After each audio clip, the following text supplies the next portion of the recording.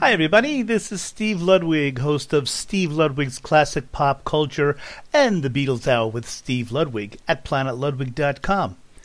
Here's an interview we did with Louise Harrison, Beatle George Harrison's sister, on October 21st, 2014, show number 63.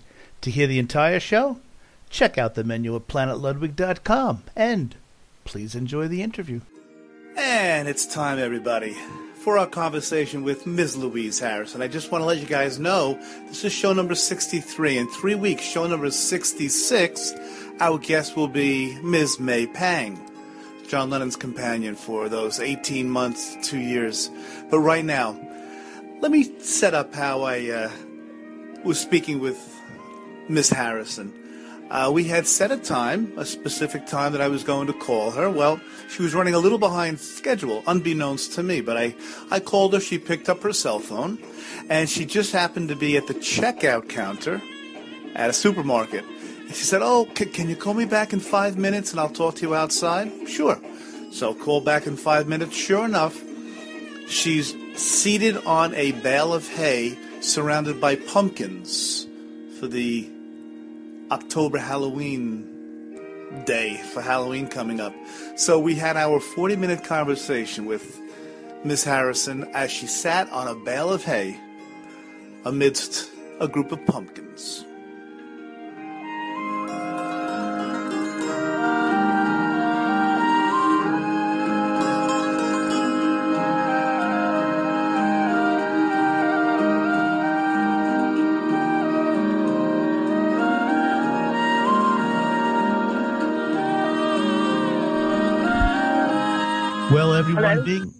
Everyone being a first-generation Beatles fan, I'm thrilled to be able to speak with the only big sister to a Beatle. We all know her. We all love her. Louise Harrison, welcome to the show. Well, thank you very much. It's my fun. I'll tell you. Shall I call you Miss Harrison, Louise, or Lou? You just call me Looney. I'll join the club. Okay, we'll be in the Looney Club. I say I'm Lou, short for Looney. That's okay. Well, I read your book, Lou. It's called My Kid Brothers Band, a.k.a. the Beatles. And, boy, it is one loving tribute to not only your brother George, but the whole family. Why don't you let our listeners know? It's interesting to me why it's called My Kid Brothers Band and not just the Beatles.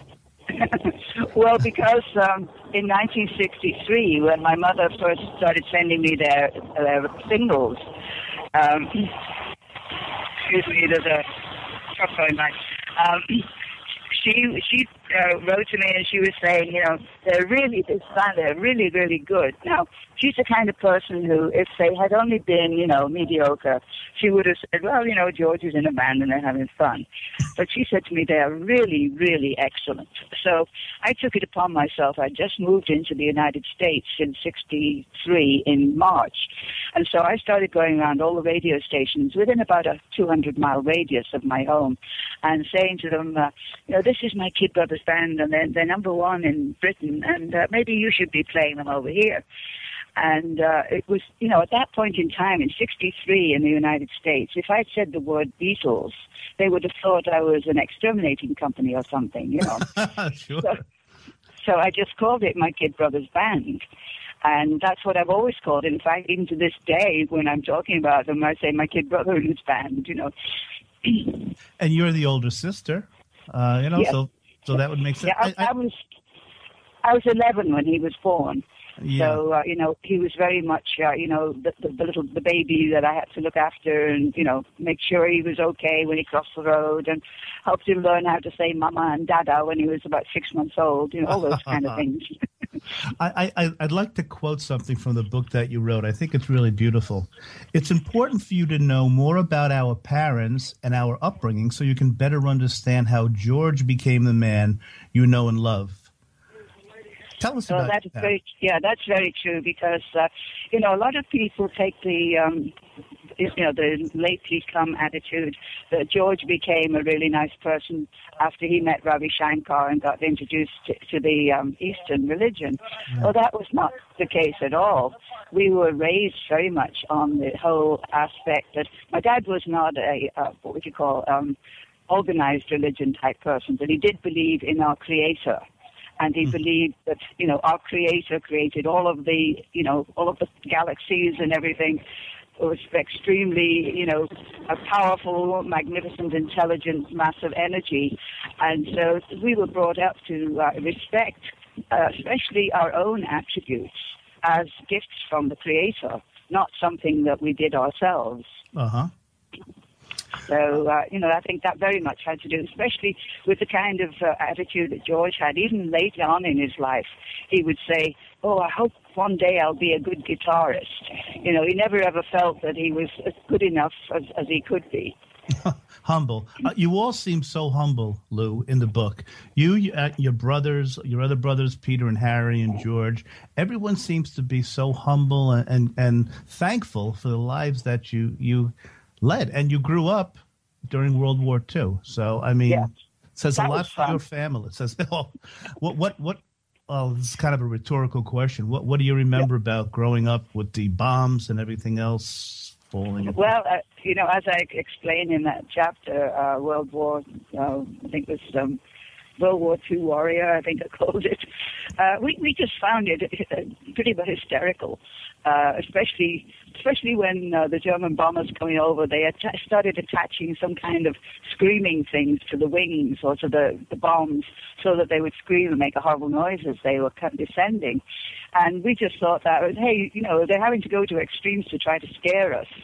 And we would go out in the backyard, and call up to the planes, hey, you watch out, we're not scared of you lot, I'll tell you, it says so much about you in your book. Why we, on this interview, we won't be talking about George before the Beatles. It's such a beautiful, respectful thing that a sister would do. Why didn't you want to write about what happened before George became famous? I think it's wonderful. Well, because, after he did become famous, he never ever had a moment's privacy. And so, even when I've been at conventions and talking with, thousands of Beatles fans, and many, many times they will ask me, what was he like when he was a little boy? And I've always told them, that out of respect for his privacy, and even though he's not on the planet any longer, I still feel that he deserves to have those moments in his life, those few years when he was private, when he was able to enjoy his life, just as a baby of the family kind of thing. And so I think in the book I've given two little instances of little comical things that happened when he was a child. But other than that, I've left his childhood completely, unknown. And when I read that, the reason why you won't, I said, now this is a loving sister who comes from a loving family. And your parents, Harold and Louise, it just seems like through all the turmoil with World War II, you really did take up for each other. There are a couple of things that I wrote down, some very, I think, telling things about your and your brother's relationship. And there's so many things I want to talk about you specifically. But can you tell us about the Harrison hug? Oh, well, yeah, that's the actual, me talking about it actually came about fairly recently because one of the final times when I was with my brother and he hugged me, we always used to hug each other whenever we met, but one of these final times he said to me, okay, now pass it on. And so after he left the planet, I started with giving people hugs and saying, this came from George, and he wanted you to pass it on. So we have people passing on his hug all around the world. And it's really wonderful because I did get, I've had a couple of communications, one from a lady in Argentina, where she said that she got her Harrison hug from somebody that I'd given it to in Cleveland in 2003. And that she's passing it on, And then somebody else texted me one time and said that they've given their Harrison hug to people in 17 different countries now. So, I think it's wonderful that George's love is circulating the globe. But then when I was writing the book, the other thing I realized was that, it wasn't really that the Harrison hug came about that recently. we've all really been enveloped in that hug for all of our lives, from our mum and dad. Yeah. It is a global thing with the Harrison hug. But, Louise, you are so involved with environmental issues. I mean, you are certainly an environmental activist. I'm talking specifically about Drop-In, determined to restore our planet. Could we talk about that for a few moments? Sure. Yes, absolutely. That came about after I how would you say it, acquired or gained or was gifted with two grandsons. One was born in 1988, the other one in 1990. And once I had these two young little fellows, part of my family, I started thinking more about what it's going to be like 50 years into the future. And knowing just how bad we are, messing up our planet, degrading everything, and wasting our resources, and right. Black people taking 20-minute showers a day every day. When back in my childhood, we took a bath once a week. Mm-hmm. There's so many things where there's so much wastage of our natural resources that is just ridiculous. But so anyway, knowing that the Beatles family worldwide is pretty bunch of pretty intelligent and sensible people. And I was at a Paul McCartney concert one time, and a bunch of the youngsters, he was showing things on the screens of Friends of the Earth and Peter. Yes, I remember that opening, yeah. Yes. Mm-hmm. That's right. And so some of the fans that I was talking with said to me, why don't you start an environmental organization for Beatle fans? And so that's what I did. Unfortunately, though, when we were starting to do, I was having membership for $25 a year for a family, and people would look at me like, why do you need our $25 when you must be rolling in millions yourself, And so, it didn't work out. I wasn't able to afford it. I was $80,000 in debt when I had to close it down. Mm-hmm. But I think now, people are more aware that there is something, that we are depleting our resources and that we're self-indulging ourselves to extinction.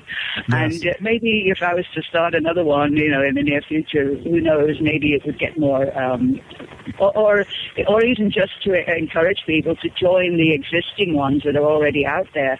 And one of the things that I said during my drop-in days was that there is a problem to suit every taste. And it's up to us to find the thing that we are most concerned about and join the organization that is targeting that particular problem. Yes. And everyone, again, we're speaking with Louise Harrison, the wonderful book. I read it from cover to cover, My Kid Brothers Band, a.k.a. the Beatles. And there's an entire chapter on on Drop-In and Louise's environmental actions. I urge all of you not only to read just that section. The entire book is wonderful. Louise, you just mentioned your two grandchildren. There was a cute part in the book when you mentioned about them watching Shining Time Station with Ringo as the conductor, as opposed to the other conductor. And I thought, you know what I'm talking about? It was kind of cute. Yes, absolutely. Yeah. It was amazing because for a couple of years I was working as a nanny to a youngster, and then my other two grandchildren would be, with this young fellow Marsh, and we would watch that Shining Time Station all the time. And whenever Ringo was on, they'd be just glued to the set. They wouldn't move from it. But on occasions when the other conductor was on, they would just wander away. And I just thought this seemed kind of strange that there was something about Ringo that just attracted the little kids. They were only, 2-3 years old at the time.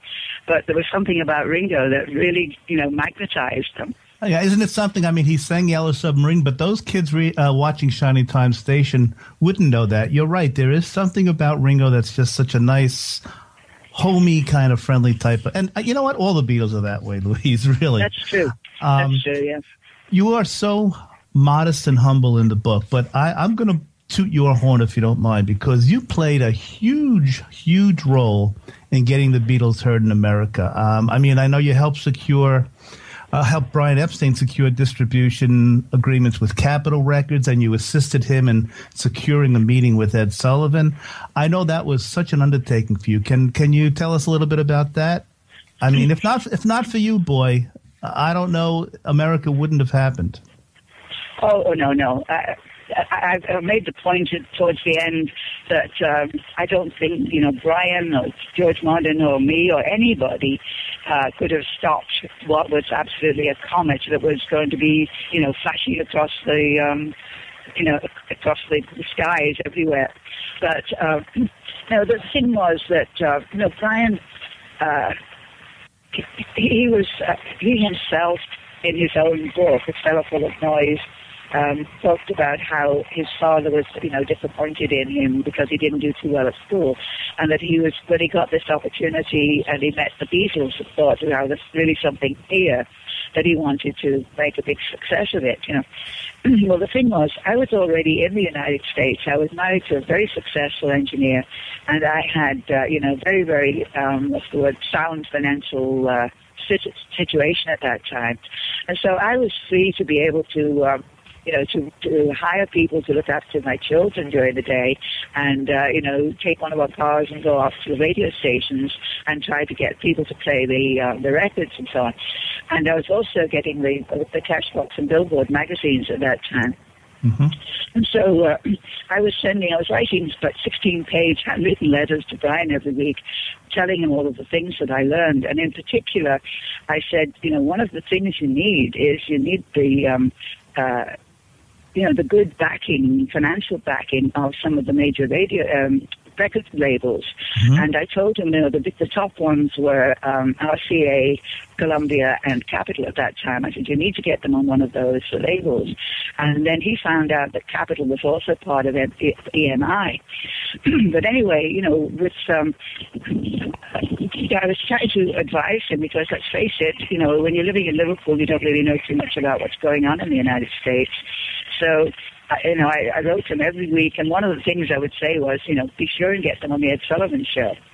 Now, right. When actually Ed Sullivan was in Britain towards the end of '63 and was deplaning at one point when the Beatles were also deplaning at the same airport, and he saw all the hullabaloo going on, and he actually tried to find out who was representing these guys. Unfortunately, at that particular point in time, Brian, the Beatles were so successful in Britain and Europe. Brian was getting to the point where, he was having to, guard himself from all of the mayhem that was going on. Yes. And he was being very careful, not to take phone calls from just everybody. But fortunately, I'd mentioned Ed Sullivan to him enough times that when Ed Sullivan did call him, he accepted the phone call right away, and he knew that this was somebody, worth talking to. Yeah. Another wonderful thing about your book, Louise, is you reproduce so many of the letters, the correspondence that you had with Brian and the radio stations. Everyone, I can't tell you enough how wonderful this book is. Over 300 pages, amazing photographs. When George had come to visit you in September of '63, before the Beatles were known in America, another cute story was he was originally going to bring Ringo with him. But that's right. Yeah. But it's funny why Ringo didn't come along. Yeah, he said, if she's going to make us work, I'm not coming. Because I had a TV interview lined up for them in St. Louis. Right. With a guy by the name of Jim Cox. I still know him. But, and actually, on the back cover of the book, there is that photograph that was taken of George when he was visiting me in that September. Yeah. With George and my brother Peter and myself and my daughter. That particular picture disappeared for about 50 years and then magically sprung back up just as we were getting ready to publish the book. Oh, boy, it's a wonderful, I'm looking at it right now. It's a wonderful picture. Yeah. But, and the other great thing that somebody said to me the other day was that the publisher that published this book did an exceptional job in as much as they said most books that when they, presented to the public, the actual cover of the book is just plain, and then they have the paper cover over the top of it. Mm-hmm. And there's one person who does a lot of reading, always buying books. She said to me, this book has the pictures on the actual hardbound cover. So even if the paper thing gets torn up or eventually, the book itself has those wonderful pictures on it. Lou, it's so funny you said that, because I wanted to take the cover off just to save those beautiful pictures. And as I take it off, just as you said, those pictures are right on the hard cover. Really, really a nice touch. Yeah, the publisher did a wonderful job. Yeah, it was funny too, because all the major publishers I won't tell this. Okay. Okay, better not tell this one. Okay, I'll go to my next question. One thing that my band is always telling me about is I got to learn to edit myself sometimes. Yeah, you mentioned the band. First of all, the book, My Kid Brothers Band, aka the Beatles, you can buy it on all different the usual outlets. But if you go to liverpoollegends.com, I believe you will autograph a copy also. Yes. Now, I of course, I have a couple other things I want to get back to with George, but Liverpool Legends, I think it would be a great time to talk about that. When after George had passed, you were at a Beatles convention, a fan convention, and you saw a band playing, and Marty Scott was one of the people playing. Yeah.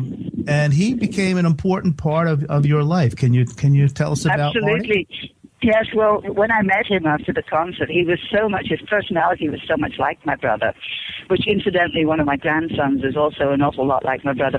But when we met, started talking, we adopted each other. And so now I have another George Harrison for a brother. But, actually, he was the one that really was very, very insistent that I should write this book, because I never really wanted to write a book at all. I figured there's too many people writing all kinds of trash about the Beatles, and I didn't want to write a book, to compete with all of that. But Marty, over the years that I've known him, and, he's been my brother, and I've been part of the band, I've told him all the stories that are in that book. And he was the one that said to me, nobody knows about all the stuff that you did in 1963 to try to help, put Brian on the right path towards getting things going. Absolutely. And he said, you're in your 80s now. You're not going to be here for much longer. It's about time you let the rest of the world know. And I said, no, not really. He said, no, you should let them know. So he kept on insisting that I should write the book. So finally I said, oh, okay, So anyway, there it is.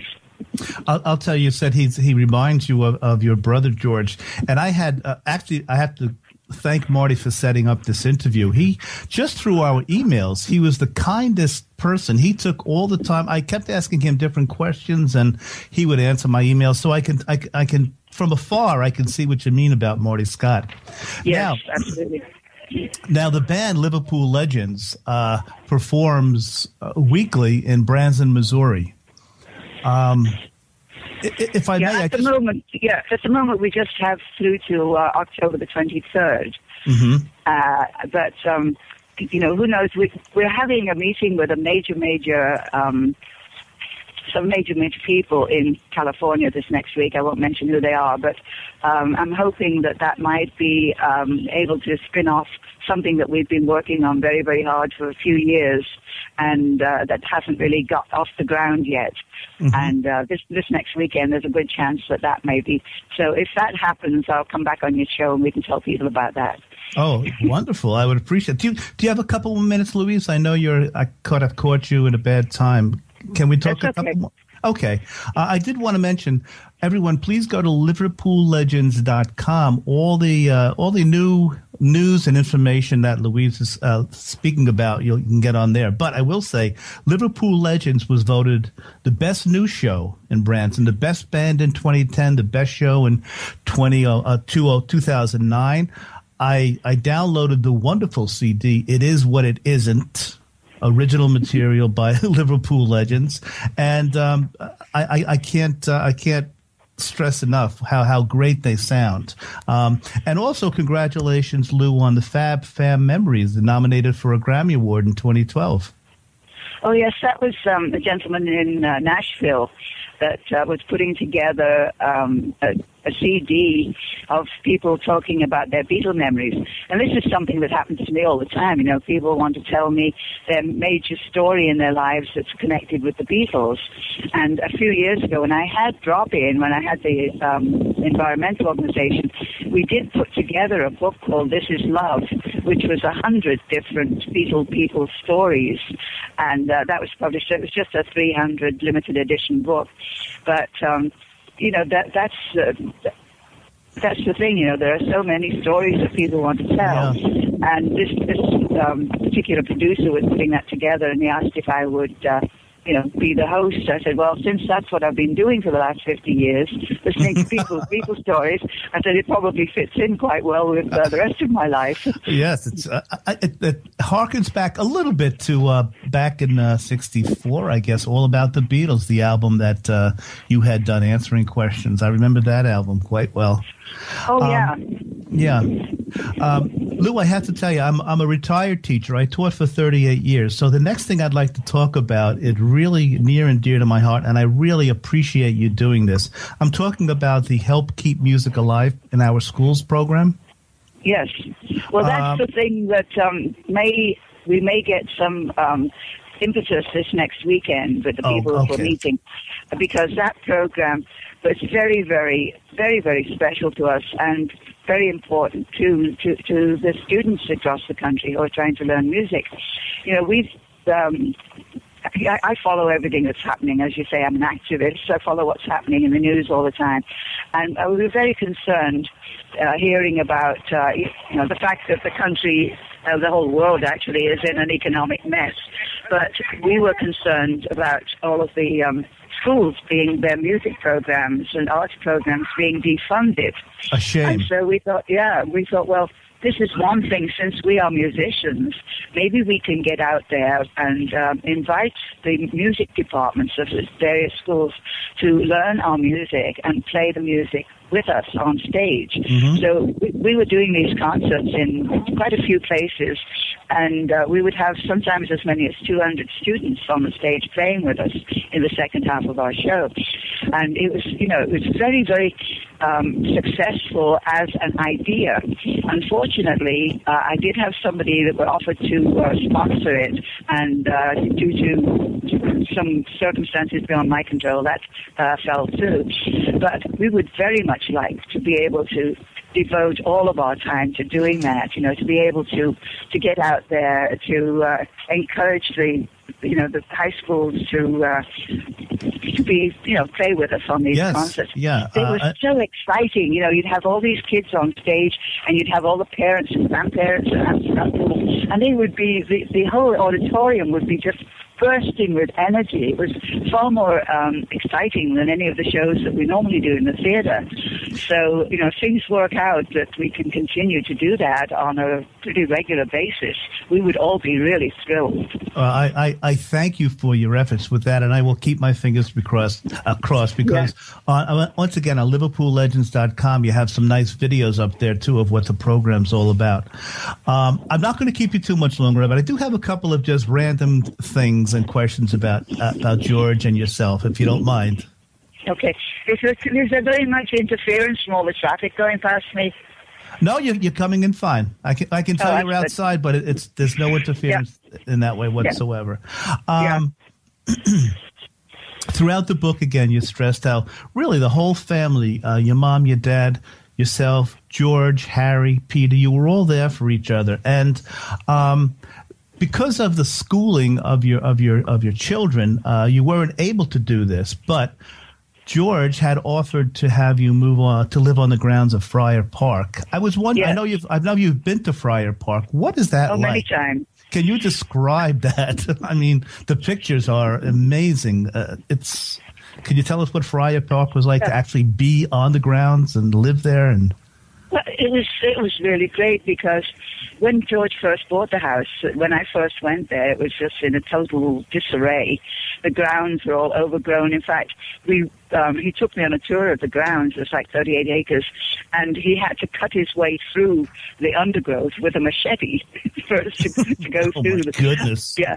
And inside the house, the nuns that lived there before had somebody had given them a donation of clean paint, and so they painted all these absolutely fabulous wall coverings that Sir Frankie Christ had put in, and they had like etched leather walls on some of the rooms, and very, very expensive gold leaf wallpaper on other rooms, and these nuns had painted clean paint all over everything. And so he had a bunch of people help him to restore all this stuff as much as possible. So it cost him, I don't know, probably twice as much as the house itself cost just to fix it up again. Oh, well. But yeah, it was really a nice place. Good warm ambience to it. When George had appeared on the Dick Cavett show to talk about the Bangladesh concert. Oh, yes. This is Louis. I had never heard this, and it's George had offered or mentioned to Dick Cavett, Lou, would be a great co-host, and you were going to be Dick Cavett's co-host, but then something occurred. I spoke to John Gilroy, and we hit it off very, very well, and he thought, demographically, that somebody like myself who's been on radio and TV just for all my life since 1964, and he felt that bringing in the demographics of all the Beatles fans in the world, it would be a pretty good move to have me as co-host. And when I met with him that day, he said to me, "Oh, look, I'll call you in next week. We'll have an appointment next week, and we'll sign the contract, and we'll decide which color you want your dressing room painted in." And so that was that, Anyway, over the weekend, ABC canceled the Dick Cavett show. I know. I loved the Dick Cavett show, Lou. I did too. That would have been so wonderful for you to be on. Next to Larry King, who again, was a very, very intelligent and wonderful, wonderful interviewer, because the show was all about the guest. And, Dick Cavett was the same, very, very intelligent person. And very cerebral, very cerebral. Exactly, yeah. And so, it was a shame that both of those people are no longer on the air, and we have things like 19 kids and counting and stuff like that, I know. I want to make the point, listeners, that we've only touched the surface here. And Lou, I appreciate you are so outspoken about things. Last two points, and I promise you, I hope nothing is melting in the bags there. But when you visited your brother in his final days at Staten Island in the hospital, did you get the sense that he was okay with moving on to the next part of his existence? Oh, yes, absolutely. And, when you stop and think about it, it came from what our dad taught us, regardless of anything that any religions talked about. But, we've always had, the being within us, whether you call it a soul or whatever, but the life part of you is supposedly eternal. That's what everybody seems to believe. Mm-hmm. And so it's only the vessel that we're living in, the body, that is, like if you were the driver of a car, it's just the car that's going to be going to the scrap heap, and the driver is still okay. Mm-hmm. In fact, I used that analogy when I was giving a talk to a number of HIV patients at one time. But, that's very, very true. That's a great analogy. Yeah, that is a great analogy. Yeah, that we are the driver of the vehicle, and we are not the vehicle. And so, why should we worry? I mean, my vehicle's 83 years old now, and maybe I can, go on and get a new one, go back to my own planet, Lou, I have a feeling with your vim and verve, you're going to be with us for quite a while yet. There are some people negotiating with having me start a talk show too at the moment. So again, my goodness, if that happens, wonderful. I will let you know. Great.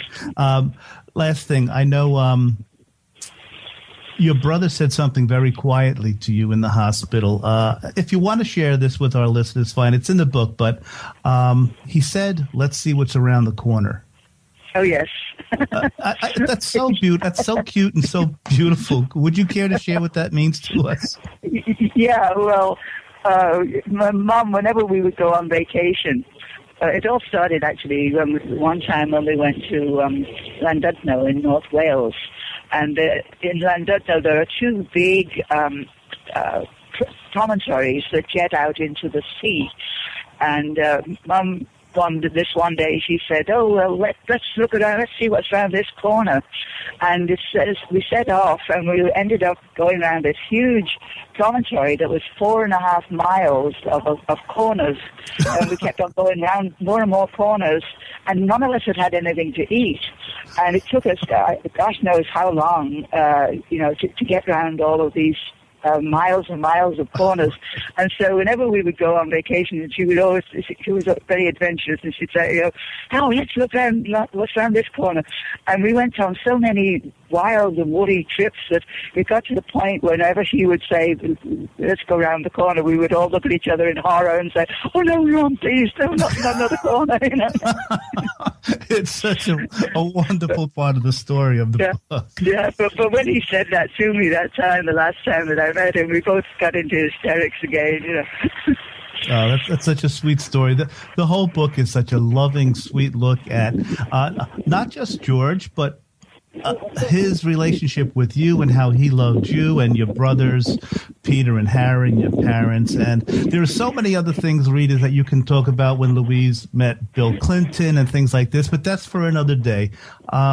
Lou, I can't thank you enough for coming on. I'll be in touch with Marty Scott and let you know exactly when this will be broadcast, but it was so sweet of you to come on, and it really has been a thrill for me, a first-generation Beatle fan. I've known about you all my life, at least from teenage years on. And it's so nice to get a chance to speak with you. Yeah. Incidentally, when did you get the book? How did you get the book? Well, I got the book. I went to Barnes & Noble. I couldn't get it on Amazon. They were sold out at the time. I went to Barnes & Noble. I'm in New Jersey. They got a copy from, I think, Michigan. And I also ordered a copy from Liverpool Legends because I want you to autograph it for me too. So I'll be receiving that too. But yeah, I went to an actual hard copy Barnes & Noble store, and I got it within 3 days. Oh, okay. Because I know the people at CNN have been, they'd had me on twice to talk about it, but I didn't really know that anybody even knew to go and ask for it anywhere. Oh yeah, if you go right to the actual bookstore, they'll order for it, and they got it for me across the country. It came in 3 days. So, okay. and it's a wonderful read, and I can't. You don't think that some of the things that I said in it that somebody's going to assassinate me, do you? I think you're safe, Lou, because you speak your mind, but you do it in such a way that is just humble and understandable. Not at all, Lou. I think you're fine. And again, I appreciated so much you opening up yourself and at the same time guarding your brother's privacy. Yet we got to know Lou Harrison and your political beliefs and things like this, and it's just a great read, and I urge all my listeners to get it. You'll love the book, and you'll love Lou Harrison even more than we all have from afar. We really get to know you through it, Lou, so I thank you so much. Okay, well, thank you very much, and I hope to meet you properly one of these days. I'd love to. It would be a dream come true for me, Lou, and hopefully that'll happen. Thank you.